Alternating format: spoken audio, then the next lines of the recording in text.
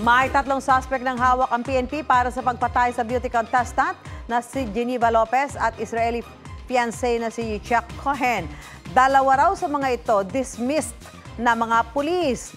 Yan ang aming dambuhalang balita.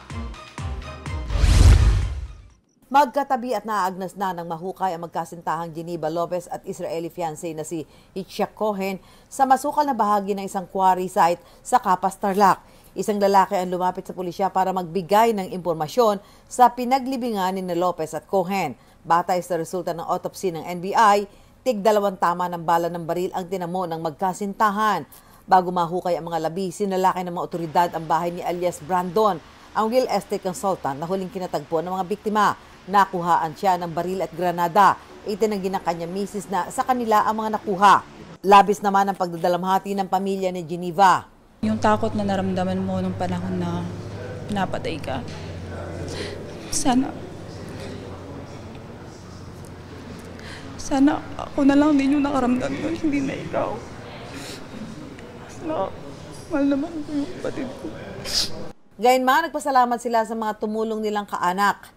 Kanina, sinabi ng PNP na 3 suspect na ang kanilang hawak sa double murder case. 2 sa mga ito dismissed ng mga pulis. Sa ngayon, bukod sa 3 na aresto at 2 sumuko, ay may 2 suspect pang tinutugis ang pulisya. Iuwi naman sa Israel ang labi ni Chuck para sa burol na naaayon sa kanilang tradisyon.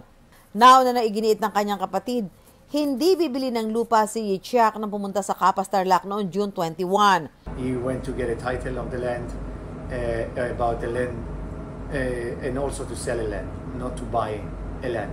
My brother was buying getting a land for a collateral of a loan, basically. Naniniwala si Yaniv na pera ang motibo sa pagpatay dahil may kaugnayan daw ang kanyang kapatid sa loans at mga lupain. Sabi rin ng pulisya, isa sa mga tinitingnan nila motibo sa pamamaslang ay gusot sa sanlaan ng lupa. We are so sure with the evidence gathered by CIDG and Region 3, sigurado pong hindi makakawala to.